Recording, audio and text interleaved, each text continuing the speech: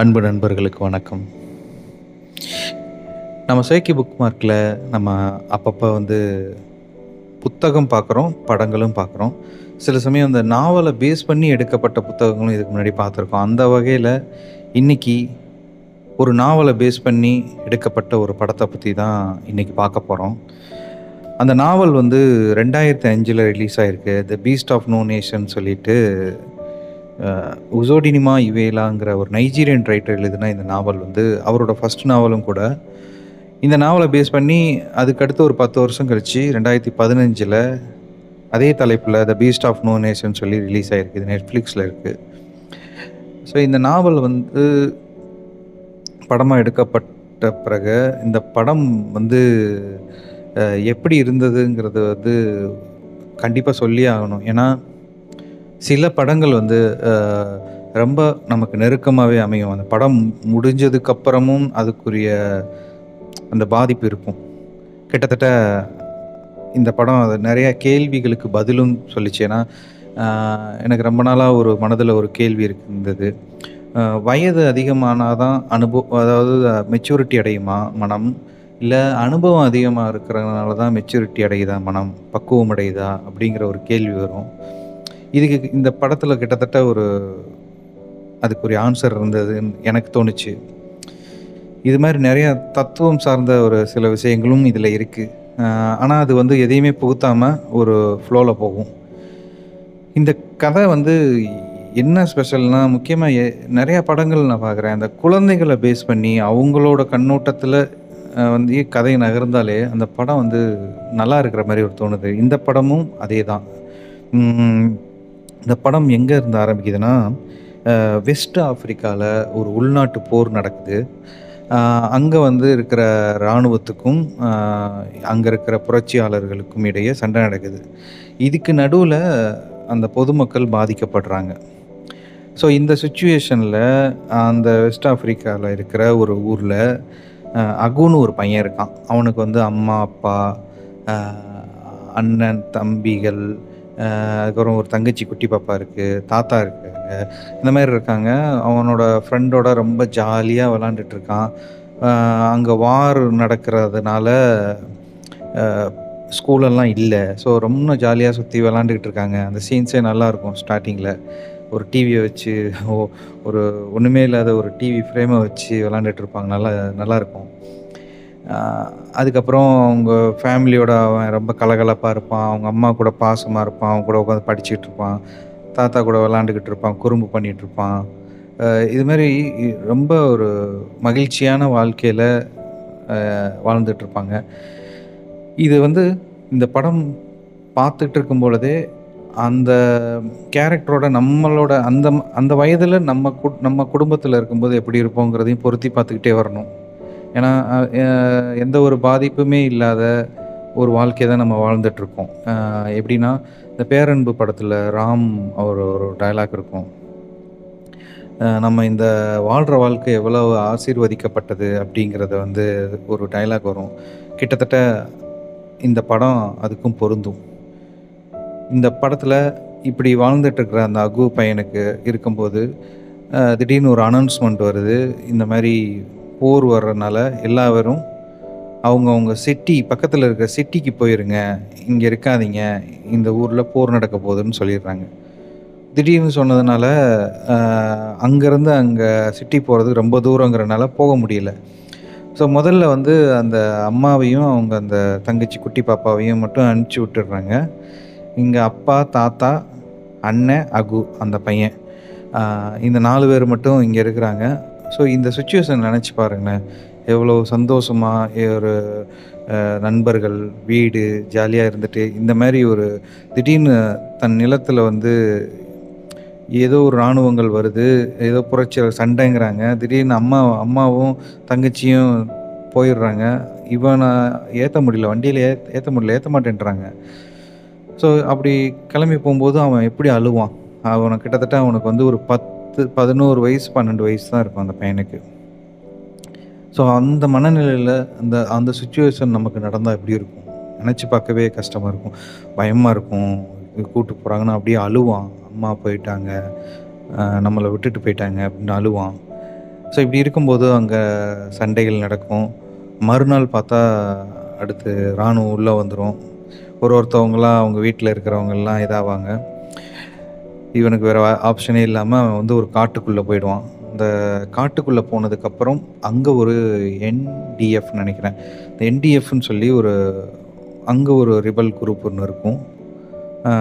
இராணுவத்தை எதிர்க்கிற குரூப்பு. அவங்க வந்து இவனை பிடிச்சிருவாங்க.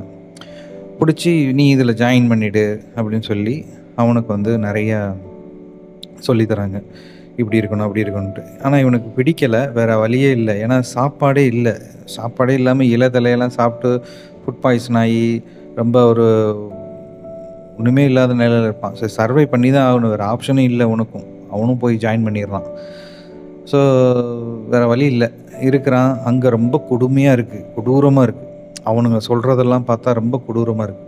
இந்த இடத்துல தான் வந்து மணிரத்னம் அவர்களோட சில படங்கள்லாம் வந்து அவரோட பார்வையெல்லாம் புரிய வருது. எப்படின்னா ரோஜா படத்துலேயும் பார்க்கலாம், தில்ஷே இந்த மாதிரி படத்துலலாம் அந்த ரிபல் அந்த குரூப்புக்கிட்ட போயிட்டு உனக்கு என்ன தான் பிரச்சனை, உன்னால் மக்கள் பாதிக்கப்படுறாங்களே அப்படின்னு சொல்லி ஒரு டைலாக்லாம் வரும். கிட்டத்தட்ட இந்த படத்தை நீங்கள் பார்க்கும்போது அது ஃபீல் ஆகும். அதான் உண்மை தானே. உங்களுக்கு 2 கேங்குக்கு நடுவில் ஒரு சண்டை வருதுன்னா அதனால ஒரு குடும்பம் சாதாரண வாழ்க்கை வாழ்ந்துட்டு இருக்கிற மக்கள் வந்து அது வரைய ஒரு சந்தோஷமாக வாழ்ந்துட்டு இருக்கிற குழந்தைகள், பெண்கள் எல்லாரும் எவ்வளோ பாதிக்கப்படுறாங்கங்கிறத வந்து இந்த படத்தில் கண்கூட பார்க்கலாம். நம்ம கண்ணு முன்னாடியே நம்ம குடும்பத்தினர் இல்லாமல் போகிறதும், அதுக்கப்புறம் எப்படி சர்வே பண்ணுறதுன்னு தெரியாமல் அந்த புரட்சியாளர்களோட சர்வே பண்ணுறதும், இது மாதிரியான காட்சிகள் நிறையா இருக்கும். ஸோ இந்த கதை இப்படி போயிட்டுருக்கும்போது அகுக்கு வந்து நிறையா எக்ஸ்பீரியன்ஸ் அந்த இராணுவத்தில் நடக்கும். அவன் வந்து அவனை முறையாக அவனை ஒரு கொலை பண்ண சொல்லுவாங்க. அதை பண்ணும்போது ஒரு ஆப்ஷனே இல்லாமல், இல்லைன்னா அவனை கொன்றுவாங்க. ஸோ அவன் கொல்லுவான். கொன்னுட்டு ஒவ்வொரு தப்பு பண்ணதுக்கப்புறமும் அவன் வந்து மனசில் வந்து கடவுளை நினச்சிப்பான். கடவுளே, நான் பண்ணுறது தப்புன்னு தெரியுது, பட் எனக்கு வேறு வழி இல்லை, நீ மன்னிச்சிரு, இது பெரிய பாவம்தான் அப்படின்னு சொல்லி அவனுக்கு, ஏன்னா அவன் ஒரு தூய மனதோடு இருக்கிறான். அவனுக்கு சர்வை பண்ண முடியாமல் அதை பண்ணிவிட்டு அவன் கடவுள்கிட்ட போய் நிற்பான். இது மாதிரி அவன் வேறு ஆப்ஷனே இல்லாமல் அவனை தப்பு செய்ய வைப்பாங்க. அது பண்ணதுக்கப்புறம் கடவுள்கிட்ட அவன் மனதுக்குள்ளேயே ஒரு மன்னிப்பு கேட்பான். இது கேட்கும்போது இதில் என்ன எனக்கு தோணுச்சுன்னா, ஒரு மனிதன் வந்து ஒரு ஸ்டேஜில் எதுவுமே இல்லாத தருணம், சப்போர்ட்டே இல்லை, ஒன்றுமே இல்லைங்கிறப்ப வந்து ஏதோ ஒன்று தேவைப்படுது அவனுக்கு. யார்கிட்டையாவது அவன் வந்து சொல்லணும், புலம்பணும்னு தோணுது. அப்போ வந்து அந்த கடவுள் அவனுக்கு தேவைப்படுது. இதே சீன் வந்து கிட்டத்தட்ட ஒரு கிளைமேக்ஸ்க்கு கொஞ்சம் முன்னாடி வந்து பார்த்திங்கன்னா, அவங்க அம்மாவை நினச்சி அவன் வந்து புலம்புவான். இந்த மாதிரி உன்கிட்ட தான் சொல்ல முடியுங்கிற மாதிரி அவன் நினச்சி அவங்க அம்மாக்கிட்ட சொல்லுவான். அந்த இடத்துல ஒரு டைலாக் சொல்லுவான், நான் கடவுள்கிட்ட எவ்வளோ சொல்லி பார்த்தேன், அது காது கேட்குற மாதிரியே தெரில, சார் நான் வேறு வழி இல்லை, உன்கிட்ட தான் நான் சொல்லி ஆகணும் அப்படின்னு சொல்லிட்டு அவங்க கடவுளை ரிஜெக்ட் பண்ணிவிட்டு அவங்க அம்மாவை நினச்சி அவனோட வருத்தத்தெல்லாம் சொல்லிக்கிட்டு இருப்பான் மனதுக்குள்ளேயே. ஸோ மனிதனுக்கு வந்து சப்போர்ட்டே இல்லாத போது ஏதோ ஒரு நம்பிக்கை தேவைப்படுது, அது கடவுளாக இருக்குது. ஆனால் அவனை வந்து இதுக்கு மேலே அவனுக்கு வாழ்க்கையை வாழவே முடியலை அப்படிங்கிற ஸ்டேஜ் வரும்போது கடவுள் இருக்காரா இல்லையாங்கிற ஒரு கேள்வி வந்துடுது. இந்த படத்தில் வந்து அந்த குழந்தையோட அந்த அகுங்கிற அந்த பையனோட கேரக்டரோட சொல்லும்போது இன்னும் வந்து சூப்பராக இருந்துச்சு. அந்த சீன்ஸ் எல்லாம் வந்து படத்தோடு பார்க்கும்போது அப்படி இருந்தது. நிறையா இடங்களில் எந்த மாதிரி டிரான்ஸ்ஃபர்மேஷன் ஆகுறாங்க அப்படிங்கிறத வந்து இந்த படத்தில் நம்ம பார்க்கலாம்.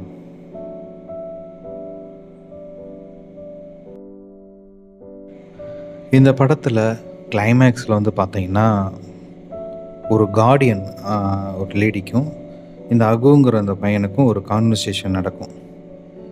அந்த கான்வர்சேஷனில் வந்து பார்த்திங்கன்னா, சொன்னேன்ல, வயது ஆகிறதுனால ஒரு மனிதனின் மனம் பக்குவம் அடையுதா, இல்லை அதிகப்படியான அனுபவங்கள்னால ஒரு மனிதனின் மனம் பக்குவம் அடையுதா அப்படிங்கிற ஒரு கேள்விக்கு அந்த சீன் வந்து ஒரு விடையா இருக்கும்.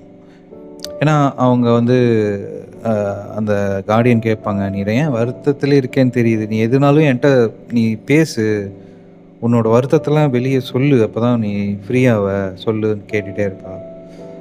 அப்ப வந்து அவன் மனசுக்குள்ளேயே சொல்லுவான், "ஆக்சுவலா நீ வந்து என்னைய குழந்தன்னு நெனச்சு பேசிட்டு இருக்க. ஆனா, நான் பார்த்ததெல்லாம் நீ பார்த்துருக்க முடியாது. அவ்வளோ கொடுமைகள் நான் பார்த்துட்டேன். ஆ நீ தான் குழந்த மாரி இருக்க." நான் அப்படிங்கிற அவனோட நான் வந்து ஒரு பெரிய மனிதன் மாரி இருக்கேன் நான் இப்ப. அவ்வளோ அனுபவங்கள நான் பார்த்துட்டேன். இதுக்கு மேல துயரப்படுறதுக்கு ஒண்ணும் இல்லங்கிற ரேஞ்சுக்கு அவன் வந்து யோசிப்பான். அதுக்கப்புறம் சொல்லிடுவான். என்னோட வலிகள் எல்லாத்தையும் நான் சொல்றதுனால எனக்கும் கஷ்டமா இருக்கும். நீ கேட்டா இன்னும் நீ நீ ரொம்ப கஷ்டப்படுவ. அவ்வளோ துயரங்கள நான் சந்திச்சுட்டேன்.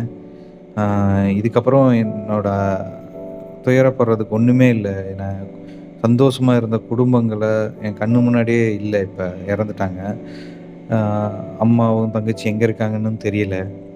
அ அதுக்கு இல்லாம நெறைய பிரச்சனைகள். அதுல வந்து நெறைய போதை, ட்ரக்ஸு சாப்பிடுவான், கொலை பண்ணுவான். ஆ நெறைய ப்ராப்ளம் இருக்கும் அதுல. அதுல எல்லாத்தையும் ஃபேஸ் பண்ணி கடந்து வருவான்.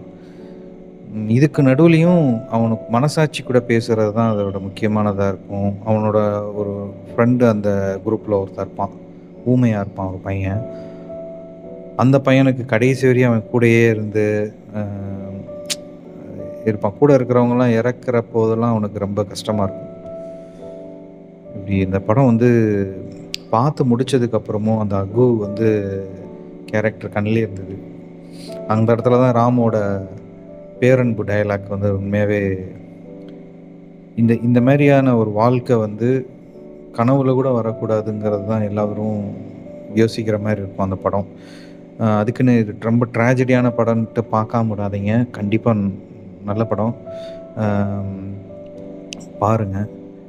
அந்த அகுவோட கேரக்டரோடையே நம்ம பயணப்பட்டு, உண்மையாவே இந்த மாரி போர் நடக்கும்போது எவ்வளோ பிரச்சனைகள் வருது. இந்த இராணுவத்தில அ இந்த மாரி புரட்சியாளர்கள் வந்து இந்த குழந்தைகள வந்து யூஸ் பண்ணி போர்ல ஈடுபடுத்துறதெல்லாம் எவ்வளோ கொடுமைங்கிறதெல்லாம் இந்த படத்தில தெரியும். ம் எவ்வளோ பிரெயின் வாஷ் பண்ணுவாங்க அந்த இதில. என்னென்னலாம் சொல்லுவாங்கங்கிறதையும் இதில வந்து நம்மனால அண்டர்ஸ்டாண்ட் பண்ணிக்க முடியும். ம் இந்த படத்த கண்டிப்பா மிஸ் பண்ணாம பாருங்க. இதே மாதிரி வேறொரு படத்திலயோ, புத்தகத்திலயோ சந்திப்போம். எல்லாம் சரியாகும். நிம்மதியா தூங்குங்க. நன்றி. வணக்கம்.